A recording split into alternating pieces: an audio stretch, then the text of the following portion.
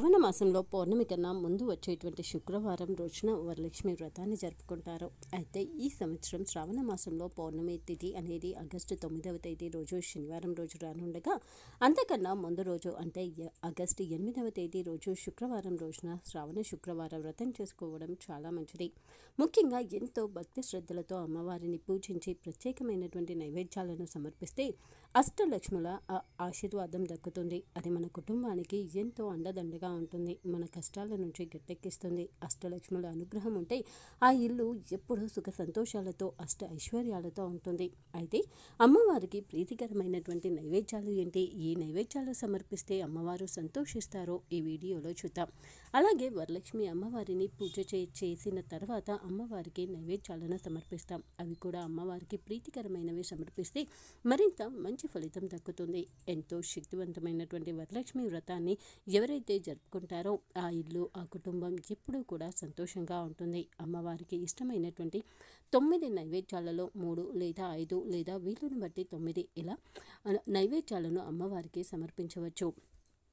ఇంకా అమ్మవారికి ఈ నైవేద్యాన్ని సమర్పిస్తే ఎలాంటి ఫలితాలు కలుగుతాయో చూద్దాం. వరలక్ష్మి అమ్మవారికి ఖచ్చితంగా సమర్పించవలసినటువంటి నైవేద్యాలలో పాయసం ఒకటి. వరలక్ష్మి అమ్మవారికి పాయసం అంటే ఎంతో ఇష్టం. ఇంట్లో పాలను పొంగించి ఆ పాలతో పాయసం చేసి అమ్మవారికి నివేదిస్తే అమ్మవారు సంతోషిస్తారు.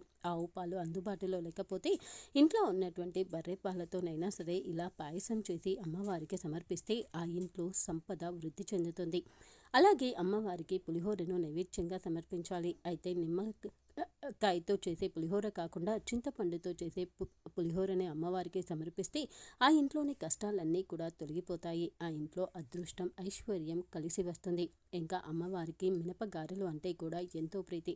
మినపగారెలను అమ్మవారికి సమర్పిస్తే విజయాలు కలుగుతాయి. ఆ కుటుంబంలో సుఖ సంతోషాలు ఉంటాయి. ఇక వివాహ ప్రయత్నం చేసేవారు, ఇంకా సంతానం కోసం ఎదురు చూస్తున్న దంపతులు అమ్మవారికి నైవేద్యంగా చలివిడిని సమర్పించవచ్చు. ఈ విధంగా చలివిడిని అమ్మవారికి సమర్పిస్తే ఆ ఇంట్లో వివాహం జరుగుతుంది. ఇంకా సంతానం కోరుకునే వారికి సంతాన ప్రాప్తి కలుగుతుంది. అలాగే ఎవరైనా అనారోగ్యంతో బాధపడుతూ ఉంటే కూడా వారికి అనారోగ్య సమస్యల నుంచి విముక్తి కలుగుతుంది. అమ్మవారికి వడపప్పు అంటే కూడా ఎంతో ఇష్టం. అందుకే వడపప్పు పైన కొంచెం బెల్లం పెట్టి అమ్మవారికి సమర్పించవచ్చు. అమ్మవారికి బెల్లంతో చేసేటువంటి ఏ పదార్థమైనా సరే అత్యంత ప్రీతికరం.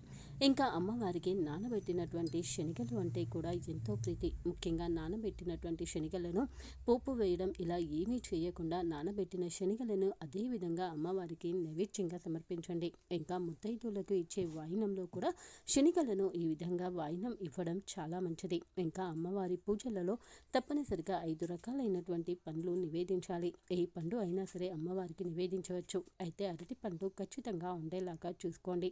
మామిడి పండ్లు అందుబాటులో ఉంటే వాటిని కూడా అమ్మవారికి సమర్పించవచ్చు. మామిడి పండ్లు అమ్మవారికి సమర్పించిన వారికి సొంత ఇంటి కళ ఖచ్చితంగా నిజమవుతుంది. అమ్మవారికి ఎవరైతే మామిడి పండ్లను నివేదిస్తారో వారికి సొంత ఇల్లు ప్రాప్తి కలుగుతుంది. స్థిర ఆస్తి ప్రాప్తి కలుగుతుంది. అలాగే అమ్మవారికి దానిమ్మ పండు అంటే కూడా ఎంతో ఇష్టం. దానిమ్మ చెట్టులో అమ్మవారు కొలువై ఉంటారు అని ప్రతీతి. అందుకే దానిమ్మ పండ్లను అమ్మవారికి నివేదిస్తే ఏ కోరిక కోరుకున్నా సరే అది ఖచ్చితంగా నెరవేరుతుంది. ఇంకా అమ్మవారికి తామర పువ్వు అంటే కూడా ఎంతో ప్రీతి. తామర పువ్వులో అమ్మవారు కొలువై ఉంటుంది. అందుకే అమ్మవారికి అత్యంత ప్రీతికరమైనటువంటి తామర పువ్వులను కూడా అమ్మవారికి అలంకరణలో ఉపయోగించండి.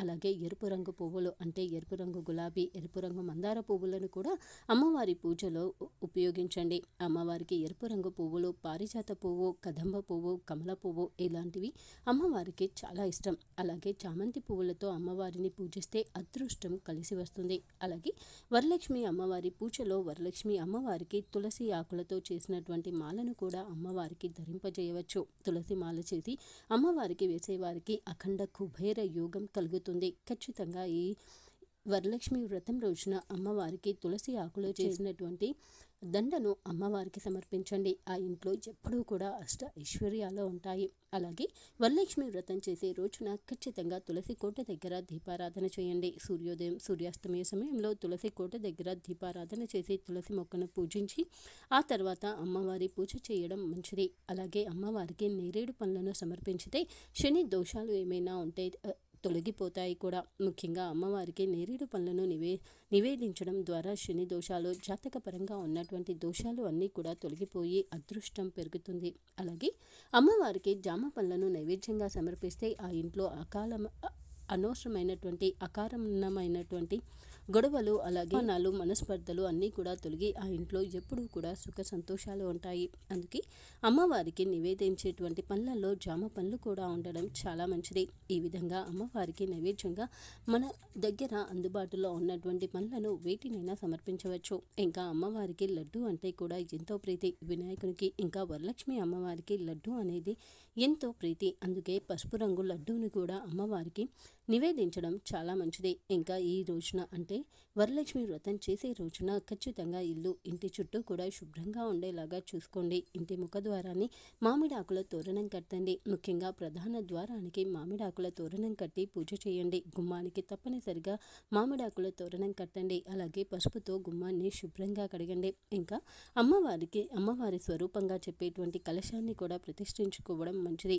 పూర్తిగా అమ్మవారి ఆశీర్వాదం అనేది దక్కుతుంది. అసలు కోపమే రానటువంటి, ఎప్పుడూ శాంత స్వభావంలో ఉండేటువంటి వరలక్ష్మి అమ్మవారు మన పూజలో చేసే చిన్న చిన్న తప్పులను కూడా ఖచ్చితంగా క్షమిస్తారు. ఈ నైవేద్యాన్ని అమ్మవారికి సమర్పించినా కానీ సంతోషంగా స్వీకరించి అష్ట ఐశ్వర్యాలు కురిపిస్తుంది.